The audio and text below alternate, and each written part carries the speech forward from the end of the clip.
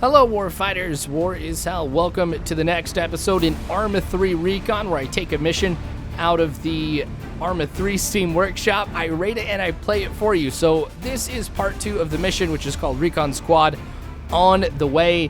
What we learned in part number 1 is that my mission is to try and find some CSAT chemical weapons, and I've had to fight my way to get here, and I may very well be held up by this beach if I can't get this figured out here.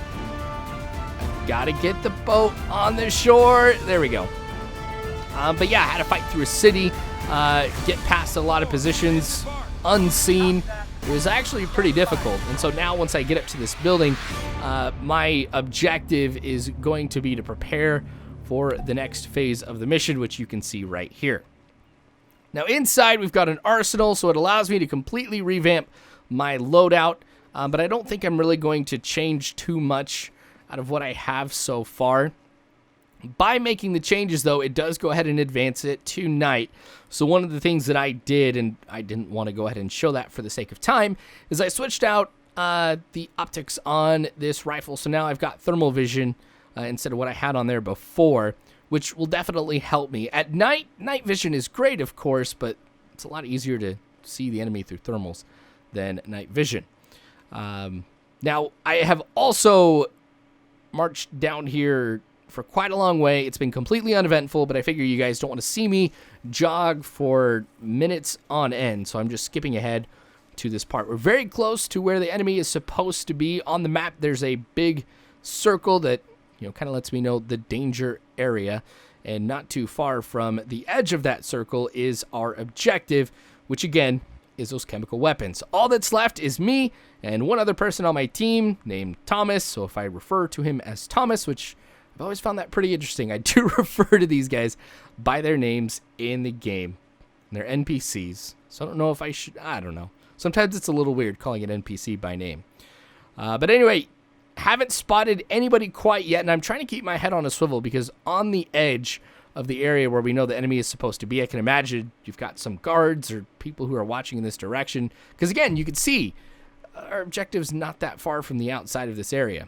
Soldier, 100 meters left. Now there we go. There's somebody. So I'm going to try and be pretty strategic about this here. We're going to try and be as silent as possible. So I'm going to get Thomas to go prone. So that way it's more difficult for him to be seen. Kind of form him in a line too, so that way we can kind of move together, stay small through this. All right, that guy's over farther off to the left, but I don't see anybody from this position, so I'm not going to worry about him too much. There's a couple soldiers here that are next to some trucks, which is where the chemical weapons are. Now I'm going to go prone too. The problem that I've got from that previous position was the fence that's in front of me. Arma 3 sometimes has some real issues with bullets going through a chain link fence. So I've got to get on the other side. But now I face the problem of this tall grass. Even though I've got night vision and I've got thermals, it's still going to go ahead and get in the way of me trying to get a good hit on the enemy. So I'm going to take a right up here in just a little bit. There's a path that is in front of me. Now it is in front of me. And that's where I hope to be able to stay prone, deploy the bipod, and get an open shot. I don't have that same concern, of course, for Thomas because obviously he is AI. Doesn't have the same challenges that I do. Auto aiming, basically. Keep him on stealth. You know what? I may have him crouch here. No, I think I'm going to go ahead and stay prone. All right, now we're going to go ahead and open fire on him. Just go ahead and make the call. Ah, dang it. Seriously? We both missed. But at least I got my guy. You saw him, like, fly up. Legs flopped up in the air. Now we've got the other guy down, too. So we've got a clear shot to the trucks where the chemical weapons are supposed to be. But remember, there was somebody who I spotted off over to the left. So as I move in between these buildings, I definitely want to look down here, make sure I don't spot the enemy. Or even worse, they don't spot me first. Nobody yet. Going to thermals. I still don't see anybody, so I think we're pretty clear. Oh, Thomas got up way ahead, gets taken out. And now I'm kind of nervous to peek my head out over in this direction too, since this is a structure that's round. I don't have like a clear corner to peek my head around. I don't see the enemy at all. Contact. Oh, there was somebody. 200 meters. Front. Oh, dang. Man. I'm being fired at from the right. Looks like we got 2 guards that are protecting this entrance, and I didn't see him at all. Nothing's working. Finally, take him out. Now with this guy, I'm going to try and peek up here a little bit, but since he already knows where I am and he's aiming right at me, I probably don't want to stick my head out. So let's go with some grenades to try and see if we can take him out. I think that one rolled a little bit too far past him. It did. I'll back up. Let's try it again. He did move, so it looked like he was wounded at least. Wow, that did not take him out. All right. 3rd time's the charm, right? Hey, there we go. Now he's finally down. But it's sad that it took me 3 grenades to take out one guy who's just prone on the ground. Got an MRAP there. I'm going to get off from this building. It looks like there may be somebody else who's kind of a ways off, but not my concern right now. I still have to get to where those vehicles are. I also grabbed some explosives with me, so I'll use those explosives to destroy the chemical weapons that are in these vehicles. Now, one of the reasons, too, why I stood up and kind of moved around the top of that structure was to see if anybody would fire at me. And since nobody has fired at me, I feel like I'm in the clear. I can just move up here, lay down the satchel charge, and get out of here. Oh, was there 3? Might have been 3 guys that were up there. All right, so I didn't fail the task. It says run for my life. Then looking at the bottom left, it says that those were just ordinary fuel trucks and that this has been a trap. That might be the case, but I'm still going to go ahead and blow these things up. Because why not? They already know that I'm here. The enemy returned fire. They don't have silenced weapons. And you heard 3 explosives from grenades. So obviously they know I'm here. Why not just give them a giant pillar of smoke? I mean, let's be honest. It also looks pretty cool too. All right, so I'm going to move in between these solar panels here. Maybe they will provide me some type of cover. I know I have to move in this direction, but I don't know exactly what I'm running towards. It just says run for your life. I don't know if I'm going to be extracted or what is going to happen, but I'm just going to move very cautiously to this location. Now, one thing to take into consideration, too, for me is fatigue. You can see I'm already down on my stamina all the way, so if I come in contact with the enemy right now, I'm not going to have a steady aim. I can't move as fast as I would like, because I can't sprint. But I'm trying to stay away from some of these structures here because I know it'll be far more difficult for me to see the enemy if I've got all of these buildings and structures all around me. But I also might need them for cover. So I'm going to make way, actually, to one of the structures that are in front of me. And I'm going to make some changes to my kit. Specifically, going to try and drop some things to kind of lighten the load. Hopefully, that'll make it a little bit easier for me to get out of here because I'll be able to move faster. And I can't imagine just carrying a whole bunch of stuff. I think I went into this, I don't know, at least somewhat light. I guess maybe not when you consider that I also had another satchel charge in there. So I've lost the bag. I tried to clean some things out. I don't know how long I'm going to be fighting for, so I've also made sure to keep all of my ammunition and grenades. And after 3 shots, I'm already hit.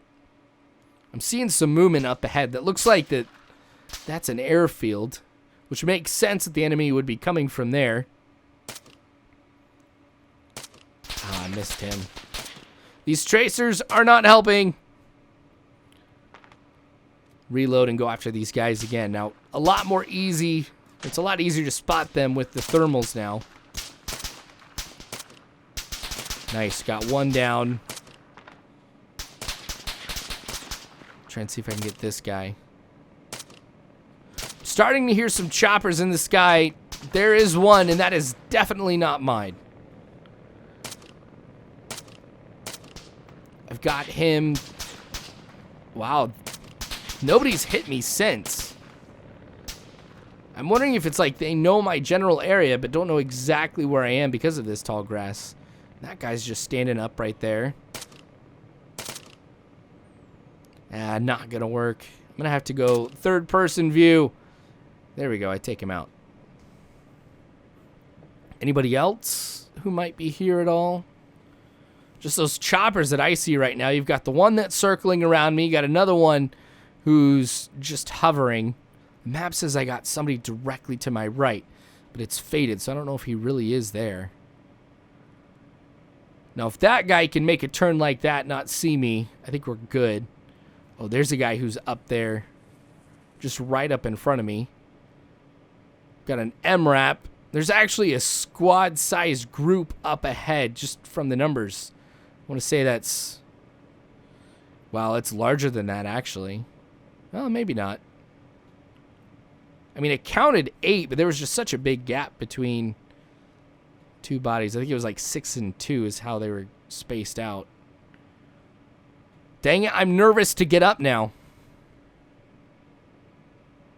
That guy's going pretty slow, not firing at me, of course. I think everybody that was coming at me just a little bit ago has been killed, and so now they know I'm in this area, but don't know exactly where I am. Waiting to see if anybody gets out of this. If I need to take them out. Okay. So I waited there for a little bit. Really haven't seen any movement at all from the enemy, except what's kind of going on in front of me. I feel like I got to shake things up here a little bit and try and move to my location. But still the same thing. I don't know what's going to happen once I get to that position. With the choppers in the sky, I highly doubt that I'm going to be extracted via helicopter. The fact that we're this close to an enemy airfield means I'm probably not going to get picked up. Things are not looking too bright for me at all. I've got a wall right there, so if I need to make a stand, I can definitely do that. I'm wondering if the choppers do know that I'm here. They're just not shooting at me, for I really am going this way.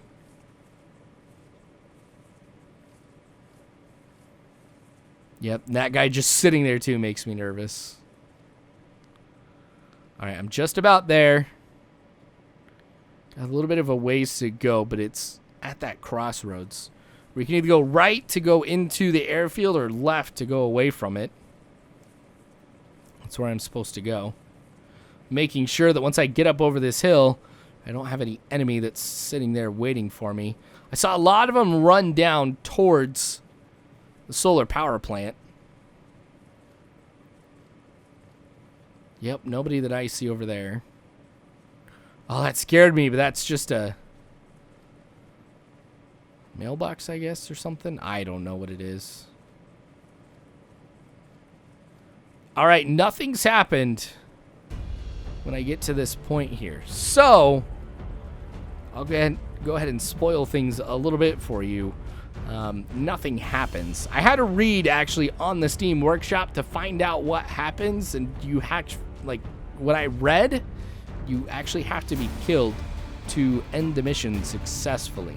Which is interesting, because this also go ahead and transitions into another mission called Escape from Captivity, which I'm going to play for you guys next, so you guys can get the entire story that's being told right here. So, without further ado, let's go ahead and get to the review for this mission. So, if you guys don't remember, because it has been a long time since I've done this, and I actually do feel kind of bad that it has taken me some time to do this, but I actually really enjoy this, so I'll definitely do my best to try and do this series a little bit more.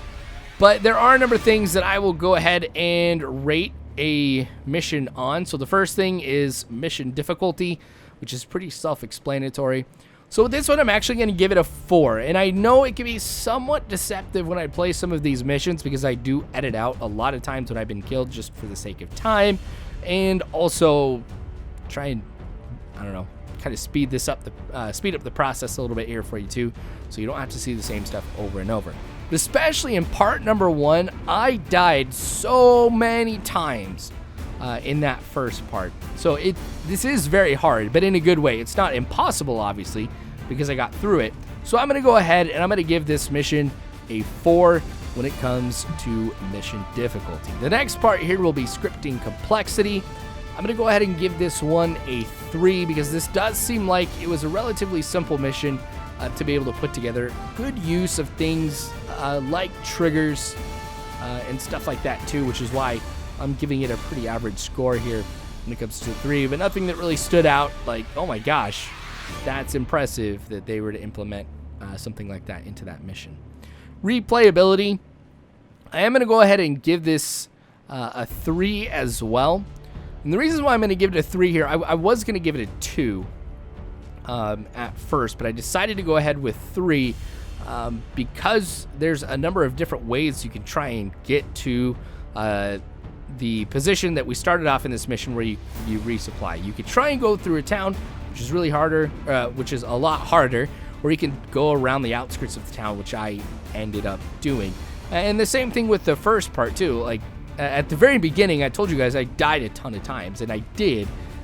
Same thing, I tried to kind of skirt around, so I feel like I cheated a little bit. But I also didn't because I could go that way. Anyway, so you can try and make it a lot tougher on yourself too.